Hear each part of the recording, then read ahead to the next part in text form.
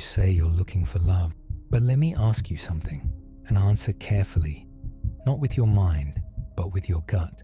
Do you truly want to love? Or do you simply crave being chosen?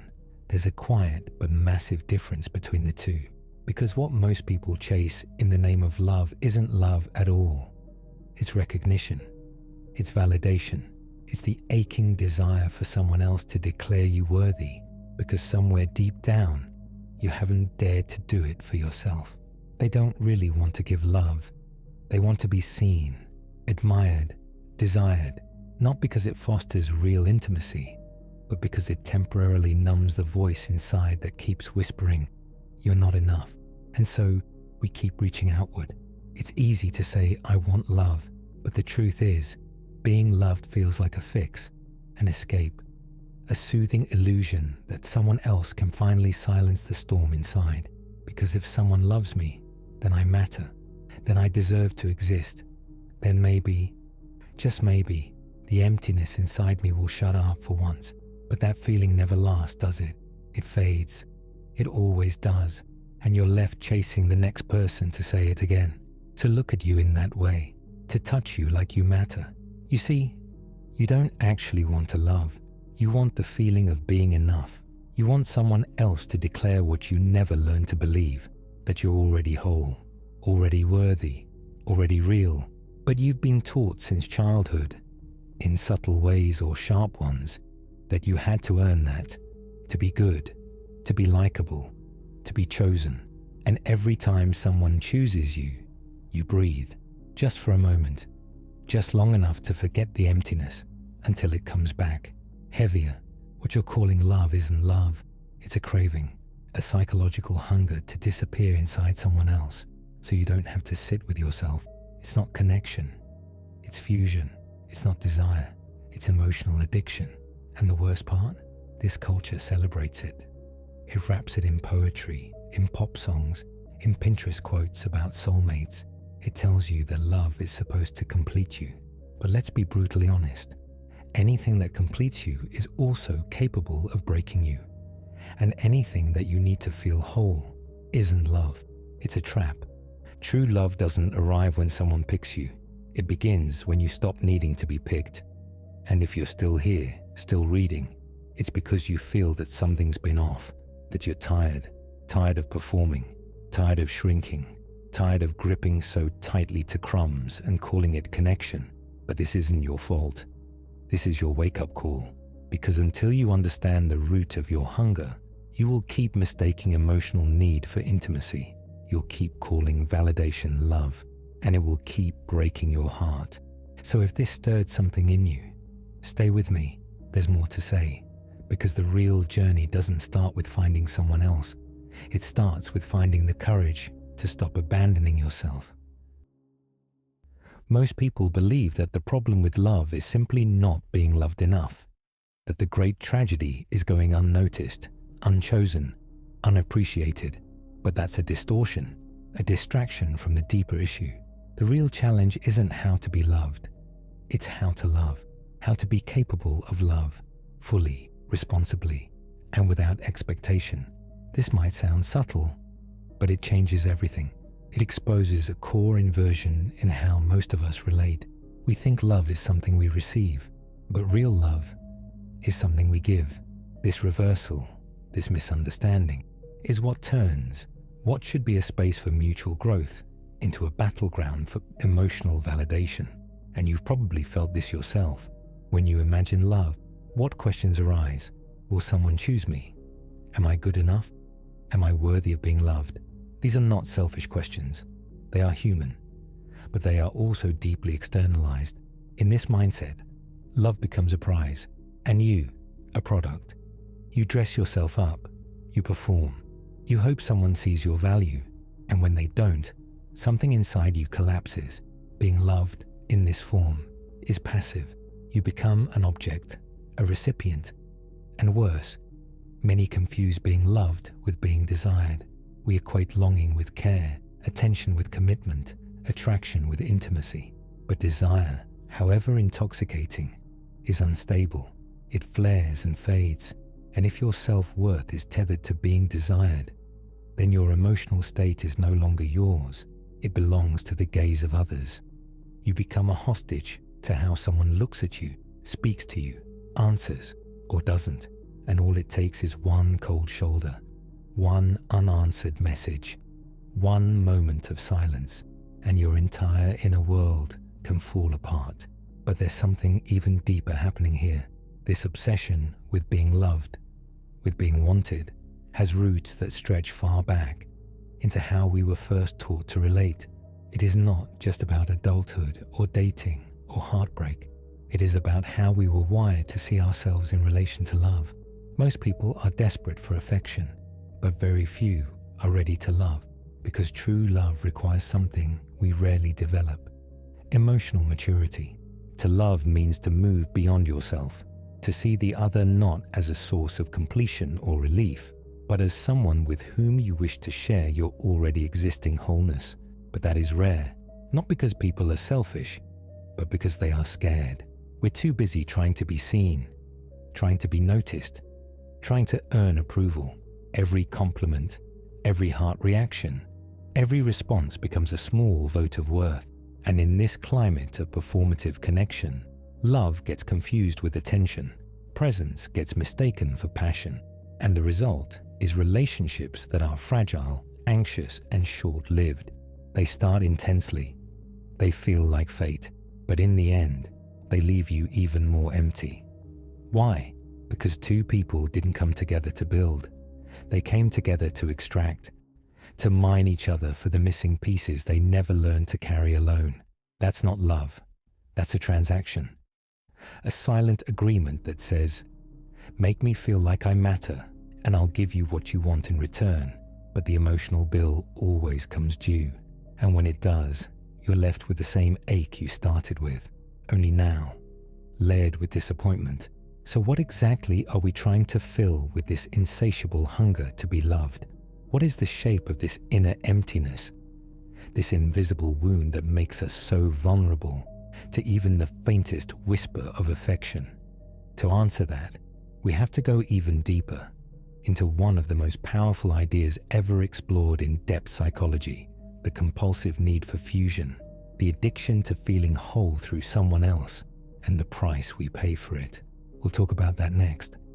But if you're still here, if you recognize yourself so far, stay with me, because you're not alone in this.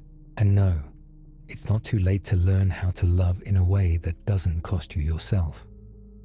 There is a brutal difference between loving someone and needing someone, though the two often disguise themselves as the same. Most people who claim they're searching for love are, in truth, starving for something far more primitive: the feeling of being validated.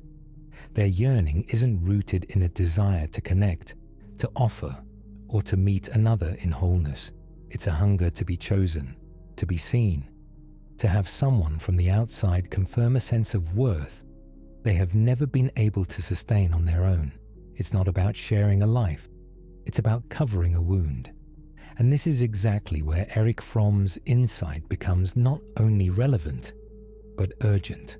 Fromm speaks of something called the neurotic need for fusion, a deep, almost desperate impulse not to unite in love, but to escape the prison of one's own separateness. He wrote that our deepest longing isn't for physical union, but for emotional merging, to rid ourselves of the unbearable weight of isolation. And if you sit with that, if you really feel into what that means, you begin to understand what's truly driving this endless chase to be loved. It's not love you're seeking.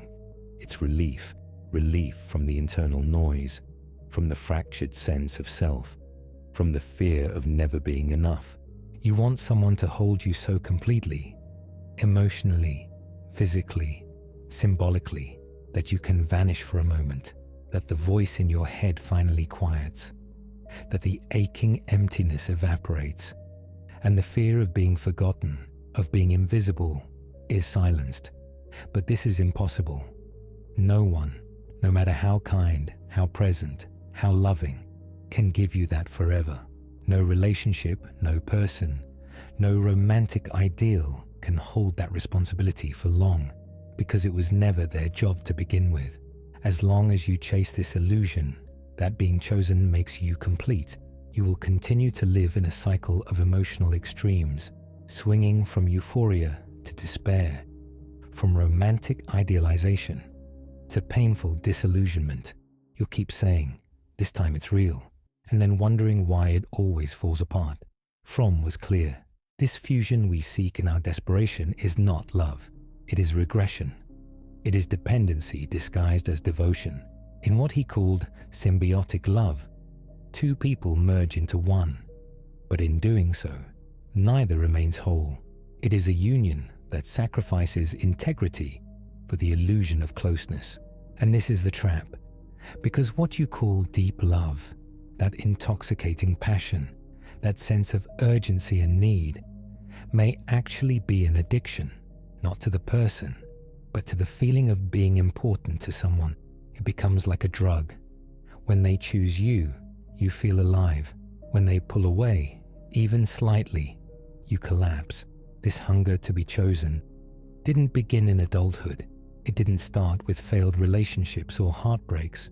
It started much earlier, in childhood, in the subtle or obvious ways you are seen or not seen by those who are meant to teach you what love looks and feels like. That's why this search for love is so often a reenactment, a subconscious attempt to fix what was never healed, to finally receive what was once withheld, to be loved unconditionally, not for what you do, but simply for existing. And the tragedy is that we keep trying to rewrite the past using people from the present. We keep hoping that if we just try harder, become more desirable, more lovable, we'll finally earn what was missing back then.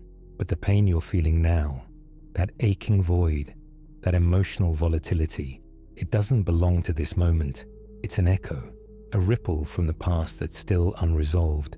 And the only way out of it is through it, through facing not the partner, not the relationship, not the external world, but the part of you that still waits with a trembling voice to be loved without condition.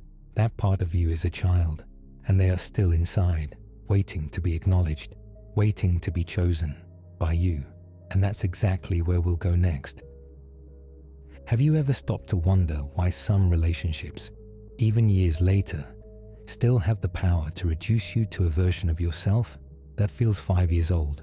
Why a single moment of silence, one unanswered message, one glance that changes ever so slightly can send your nervous system into full collapse?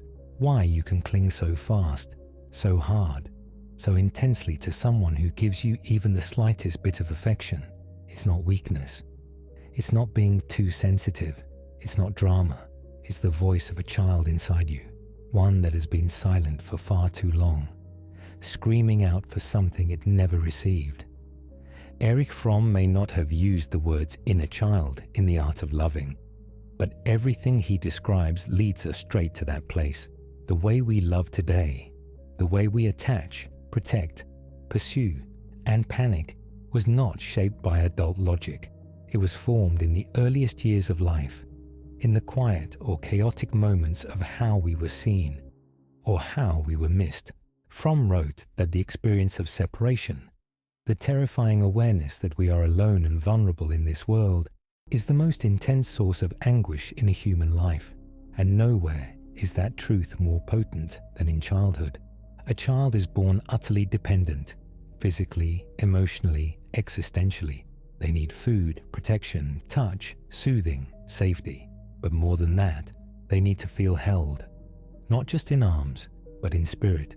When this safety is unstable, when the love they receive is conditional, withdrawn, manipulative, or simply inconsistent, something breaks. A wound forms, not in the body, but in the psyche. And this wound doesn't disappear with age. It doesn't vanish when you grow up, start a career, or get into a relationship. It goes underground. It hides behind independence, overachievement, emotional detachment, and the constant aching need to be wanted.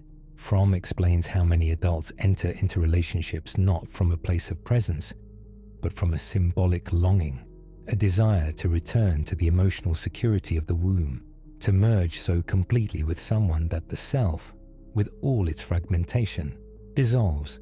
But this isn't evolution. It's regression. It is the psyche's attempt to escape the pain of early separation by clinging to someone who might offer what was once missing. He draws a clear distinction. In the immature form of love, we say, "I love because I am loved." In the mature form, we say, "I am loved because I love." That shift is everything, but many never make it. Because the wounded child inside you still believes that to be loved, you must earn it, you must be useful, you must not make waves, you must anticipate the needs of others, become what they want, and suppress what you need, all to secure their presence. And so you grow into an adult who doesn't just want love. You work for it, you audition for it, you bend yourself into shapes just to be enough for someone to stay. But the problem was never your worth. The problem was the belief that love had to be proven to be received. And that belief shaped your entire emotional framework. What you now call love may in truth be that child acting out old scripts. If I'm perfect, they'll stay. If I make them happy, they'll choose me. If I'm indispensable, I'll finally be safe. But this is a cruel cycle, because no matter how much you do, how deeply you give, how much of yourself you erase, it will never be enough to soothe the child who still believes that love must be bought with sacrifice.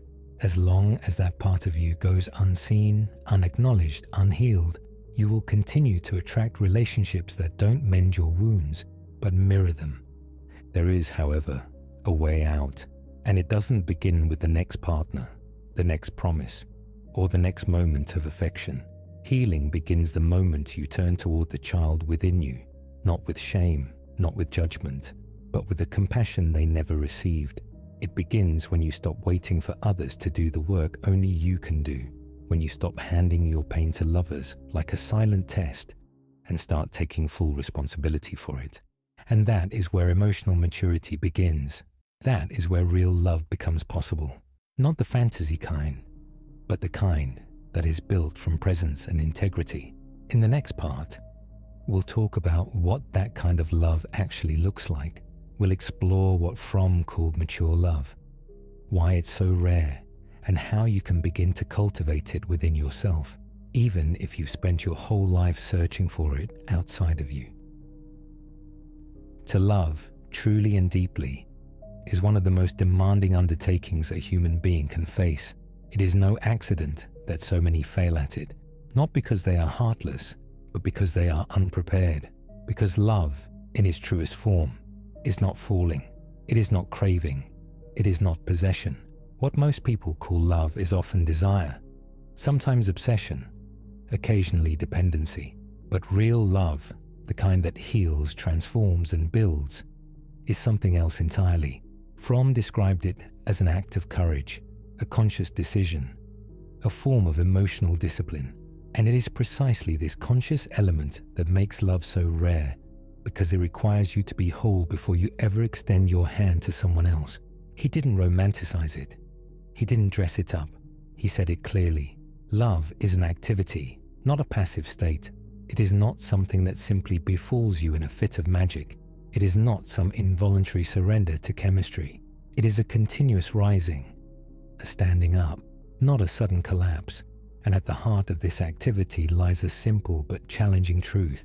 To love is, above all else, to give, not to receive. This single idea dismantles one of the most seductive lies of our culture, the fantasy that love just happens, that it's effortless, accidental, some kind of cosmic collision. But Fromm turns that illusion on its head. Love is not something we fall into, it is something we commit to. It's a decision made every day, even when it's hard, even when passion wanes, even when the other falters, even when life becomes heavy. And this is where most people fall short, not because they don't feel enough, but because they haven't done the internal work that love demands, because you cannot offer to another what you have not yet cultivated within yourself. Fromm said the essential challenge of human life is separation, the painful sense of being cut off, of being a self alone in the world. Love is the answer to this separation, but only those who have resolved their own inner division can truly offer love. In other words, if you are still fragmented inside, if you still look to others to fill in the missing pieces, you will treat love like a patch. You will confuse presence with rescue. You will believe that simply being with someone is healing, when in truth, to love is to stay with someone even when running would be easier. And that kind of endurance only exists in those who have first made peace with themselves. Love, in its mature form, requires presence, and presence requires maturity.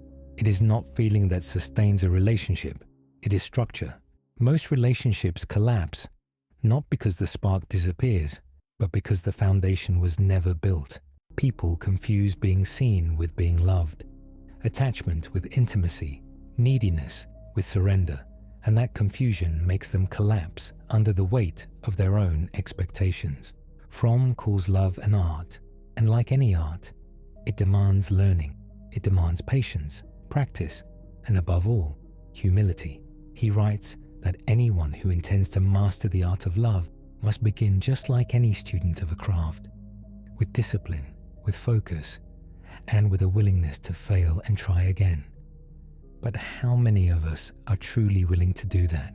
How many are ready to stop consuming love like a product, something packaged, convenient, easy to discard the moment it gets difficult?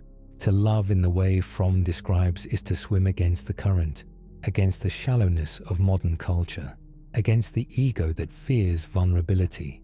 To love is to open yourself emotionally, without armor, without certainty, knowing full well that the other may not meet you there, and still you choose to love.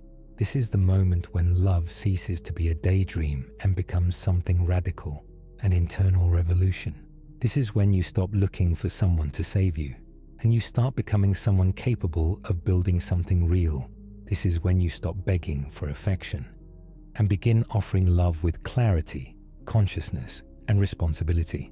Not because you're desperate to be needed, but because you are free to give. But to reach that point, one thing must happen. You must confront one of the deepest emotional illusions of our time, the way our culture has infantilized love, the myth that to love is to be chosen, that to love is to please, to fit in, to be good enough for someone to fill your emptiness. That illusion must be shattered, because until it is, true love, the kind rooted in freedom and fullness, will remain out of reach. And that is exactly where we're going next, because to build real love, we have to see clearly what has been keeping us from it all along. We live in a culture that has turned love into a commodity, packaged, polished, and pushed like a product designed to thrill on contact and disappear just as quickly. It's easy to consume, easy to discard, endlessly seductive on the surface, and hollow underneath. The stories we grow up with, the movies we cry over, the lyrics we hum under our breath, all recycle the same dangerously comforting idea that love is about finding someone who completes you, someone who magically fills the ache inside you, someone who arrives with answers, presence, affection, and all the promises you were never given as a child. But that isn't love. That's emotional dependency dressed up as poetry. And Erich Fromm warned us about this long before social media algorithms began curating our fantasies.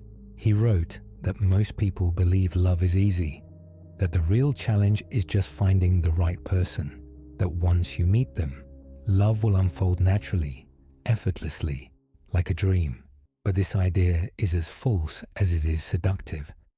It lures us into passivity. It convinces us that love should simply happen to us, rather than be something we learn, cultivate, and consciously offer. This is where the trap tightens. People don't want to learn how to love. They want to be loved, effortlessly. They want to experience grand passion without having to explore their own wounds. They want to be desired without questioning where that desire comes from or what it really means. They want the other person not as a partner in growth, but as a mirror that reflects back an idealized image of themselves, a version free of flaws, doubt, or emotional history. And that's where the infantilization of love begins, when we start treating the relationship not as a real encounter between two imperfect souls, but as a fantasy space where someone else is responsible for saving us from ourselves. Fromm saw this as a structural flaw in modern society. We are not taught how to love. We are taught how to desire, how to seek validation, how to chase beauty, charm, status, and approval. And then we project all of that unmet need onto the people we meet. We ask them to make us feel special, to rescue us from loneliness, uncertainty, or emotional hunger. But that isn't love. That's an attempt to outsource self-worth. It's not a relationship. It's an emotional reenactment, a search for a symbolic father, a soothing mother, anyone who will carry the weight of what we never learned to carry ourselves. In immature love, the other is not a person.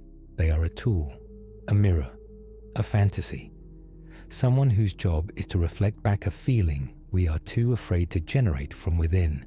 And here is the part no one wants to admit. You might not be in love with them at all. You might be in love with how they make you feel. You might be holding on, not because of who they are, but because of what their presence masks. And when that illusion inevitably cracks, when they fail to deliver that high, the relationship crumbles, not because it lacked potential, but because it was never built on something real to begin with. This is why so many relationships burn fast and die even faster. We are trained to chase sensations, not depth, to fall in love with intensity, not intimacy, to consume connection rather than create it. And the result? Fragile, anxious dynamics. Relationships that can't survive frustration, silence, or imperfection. People who fall in love overnight, only to fall apart at the first unmet expectation. Bonds that aren't forged through presence and patience, but formed through fantasy and urgency.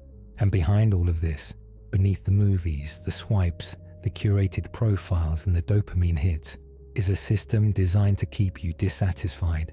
A machine that tells you love should feel like a fairy tale. And if it doesn't, you just haven't found the right person yet. That if you're still alone, it's because you're not trying hard enough to be irresistible, charming, perfect. It sells the promise that love is waiting. Just one glow up, one text, the one away. But real love doesn't happen in front of a camera. It doesn't live in a playlist. It doesn't arrive as a rescue. Real love is quiet. It grows in honesty, in presence, in mutual willingness. It can only emerge when two people meet without needing to complete one another, because they've already chosen themselves. And that right there is the shift. That's the moment where everything changes, where love stops being about being filled and starts becoming an act of freedom. A love not rooted in desperation, but in overflow, not driven by fear, but by wholeness. A love that does not beg to be chosen, because it already knows. I choose myself. And if you've made it this far, you're already on the edge of that turning point. True love begins at the exact moment need ends. It doesn't come from longing, urgency, or the desperate fear of being alone. It doesn't emerge from emptiness hoping to be filled, or from the aching silence that begs someone, anyone, to stay. It rises from something else entirely. It is born from presence, from your ability to stand fully as yourself in front of another, not shrinking, not performing, not begging to be seen, but simply being. When you can remain whole in the presence of another, when you no longer collapse into their gaze or disappear into their approval, that is when love becomes possible. As long as you still need to be chosen to feel valuable, you are not loving, you are surviving. You are trying to secure your right to exist through someone else's eyes. You are not building connection. You are building a case for your worth. And that isn't love. That's self-abandonment in disguise. Real love has nothing to do with proving yourself. It is not a silent plea for reassurance. It is not neediness masquerading as intensity. It is not a craving for closeness that masks a deeper fear of being unseen. Authentic love is something else entirely. It is a decision, a natural expression of someone who has already done the work of returning to themselves, someone who has already stood in the hollow silence of their own emptiness and instead of running, stayed. Someone who no longer reaches out with trembling hands, but with open ones. You've spent so much time, perhaps most of your life, searching for someone who would make you feel special. Someone whose love could finally quiet the voice inside that keeps asking, am I enough? But what if you stopped today? What if, from this moment on, you decided that your worth would no longer be measured by how desirable you are, how many people choose you, or how much someone else loves you back? What if you chose yourself so completely that no one else's absence could make you feel unworthy again? That, right there, is where freedom begins, because the kind of love that flows from freedom is nothing like the love that comes from fear. It doesn't bind, it doesn't demand, it doesn't suffocate or devour or chase. It doesn't try to fix what's broken inside you, because it recognizes there's nothing to fix.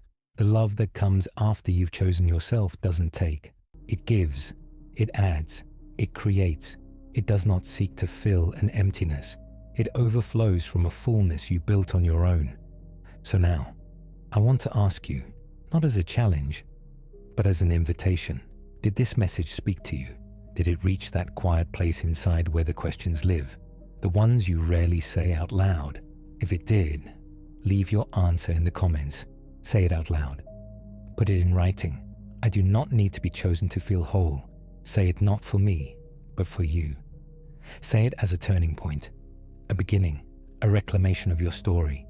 And if this touched something in you, don't stop here. There's more to see. The next video on this journey might show you something you've been afraid to face, but deeply ready to heal. Whenever you're ready, I'll meet you there.